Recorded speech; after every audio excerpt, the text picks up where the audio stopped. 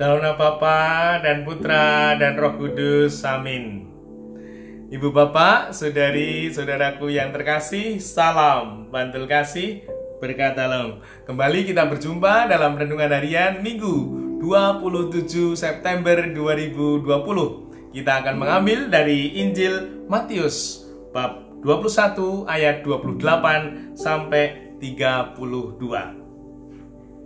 Sekali peristiwa Yesus berkata kepada imam-imam kepala dan tua-tua bangsa Yahudi, "Bagaimana pendapatmu? Ada orang mempunyai 2 anak laki-laki. Ia pergi kepada yang sulung dan berkata, 'Anakku, pergilah bekerja di kebun anggur hari ini.' Jawab anak itu, 'Baik, Bapa.' Tetapi ia tidak pergi. Lalu orang itu pergi kepada anak yang kedua dan berkata demikian juga. Dan anak itu menjawab, 'Tidak mau.' Tetapi kemudian ia menyesal lalu pergi juga. Siapakah di antara kedua anak-anak itu yang melakukan kehendak ayahnya?" Jawab mereka, "Yang terakhir." Maka berkatalah Yesus kepada mereka, "Aku berkata kepadamu, sesungguhnya pemungut-pemungut cukai dan para pelacur akan mendahului kamu masuk ke dalam kerajaan Allah. Sebab Yohanes datang untuk menunjukkan jalan kebenaran kepadamu, dan kamu tidak percaya kepadanya. Tetapi pemungut-pemungut cukai dan para pelacur percaya kepadanya. Dan meskipun melihatnya, kamu tetap tidak menyesal dan kamu tidak juga percaya kepadanya." Demikianlah Injil Tuhan. Terpujilah Kristus.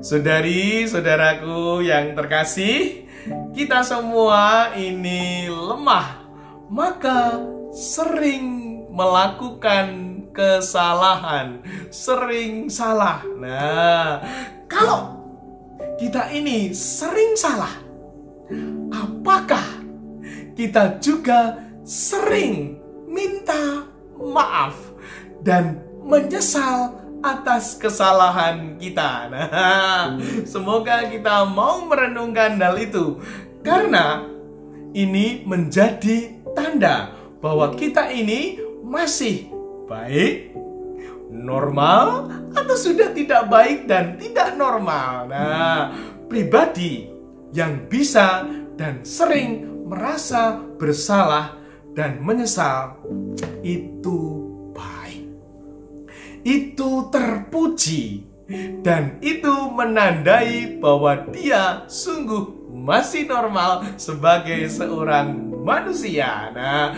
semoga semuanya masih normal sebagai manusia. Nah, seperti anak yang kedua tadi, ketika diminta untuk pergi bekerja di kebun anggur, dia mengatakan tidak mau.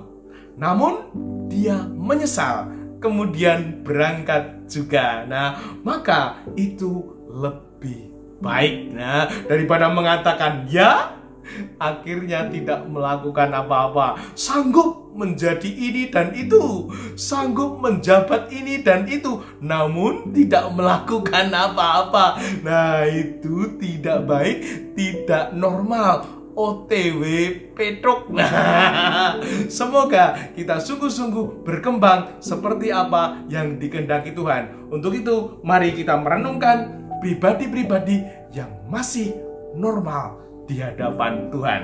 Yang pertama, dia hidup tidak semaunya sendiri. Nah, dia hidup tidak semaunya sendiri. Dia sungguh hidupnya mempertimbangkan orang lain, keluarga, komunitas, dan masyarakat. Orang sakarepe dhewe. Nah, orang gugu karepe dhewe. Dia penuh pertimbangan. Nah, semoga sungguh-sungguh kita juga menjadi pribadi-pribadi yang penuh pertimbangan. Nah, sehingga hidup kita bertumbuh menjadi manusia-manusia yang baik dan normal.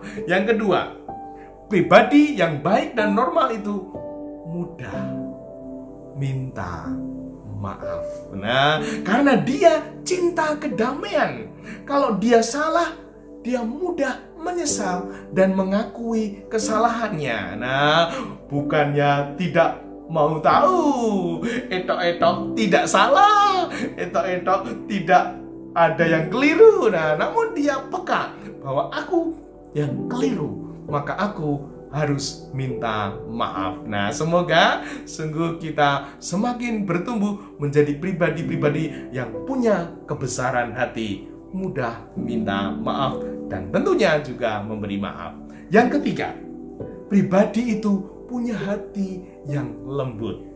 Pribadi yang punya hati yang lembut itu ditandai dengan apa yang sungguh keluar dari mulut yang kecil ini.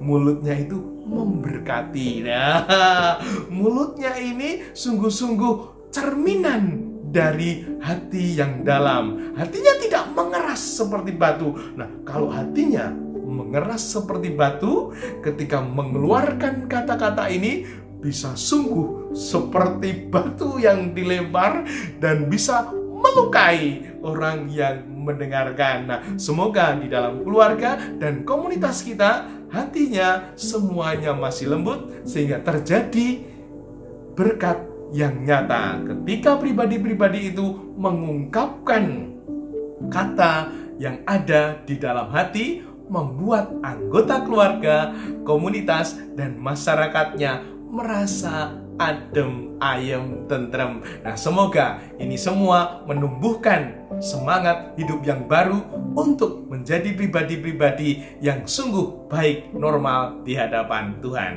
Dimuliakanlah Tuhan kini dan sepanjang masa. Salam Bantul Kasih, berkah dalam nama Bapa, Putra, dan Roh Kudus. Amin.